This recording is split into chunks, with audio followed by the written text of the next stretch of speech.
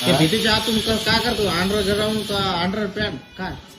Underground wiring म्हणतेस, म्हणजे भीतीच्या आतमधूनच आम्ही वायरिंग घेतो डायरेक्ट. भीतीच्या आतमधूनच लाईट राहते. कशी जाते ती? कशी जाते हा ते लय सोपं असतंय. आम्ही काय केलेलं आहे माहितीये का? हा एक उंदीर आहे पाळल्याला, हा एक उंदीर आहे पाळल्याला. त्या उंदराच्या शेपटीला ना आम्ही वायर बांधितो.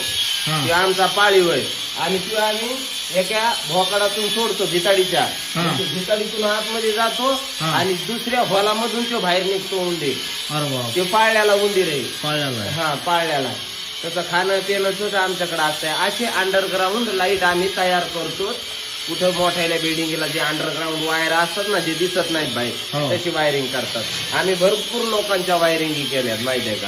असं का? हो. चांगला हुशार आहे मग उंदीर. हा उंदीर हुशार आहे. झोपलेला आहे तो आता. झोपलेला आहे का? हा. कवा येतो बाहेर? काय येतोय रे बाई?